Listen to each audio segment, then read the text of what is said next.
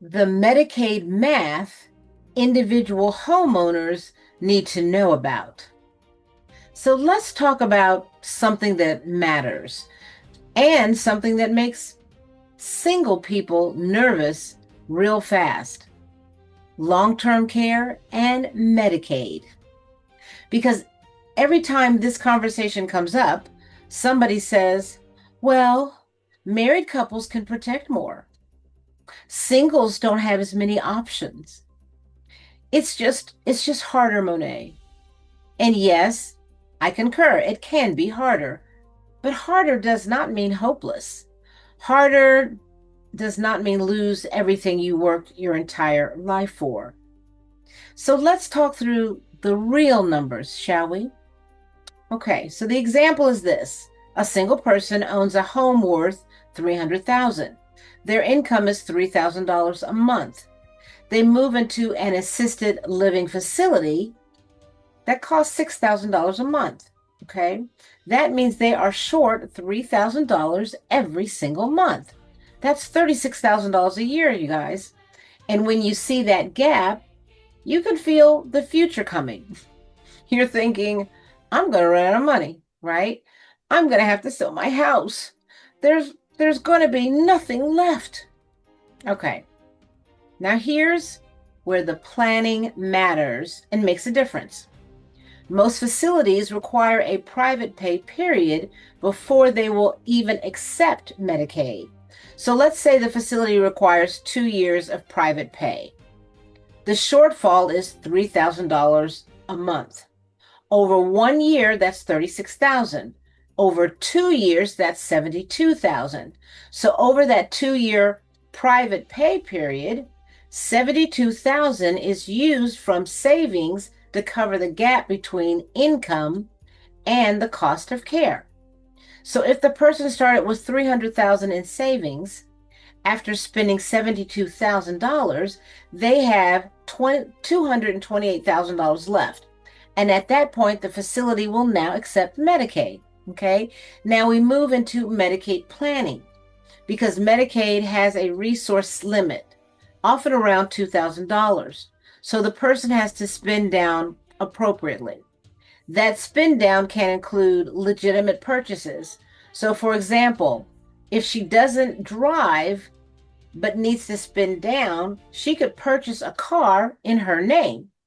Once she is on Medicaid, she could transfer that car to her daughter without penalty after eligibility is established. That is one of the ways assets can be, I'm going to call it, repositioned legally during the spin down process. Now let's talk about the house. The house may have been, let's say it was treated as a non-countable asset because she signed an intent to return home, okay? But realistically, she's not returning home, okay? The house is worth $300,000. If it's sold and she suddenly has $300,000 in cash, she will be over the Medicaid limit and lose eligibility. So here's the strategy. The house sells for $300,000. She gifts a portion to her daughter and keeps a portion to cover care during the penalty period. So let's say she gifts $250,000 and she keeps $50,000. When you give $250,000, Medicaid applies a penalty period, okay? So using a divisor of 12,000, 250,000 divided by 12,000 equals about 20 months of ineligibility.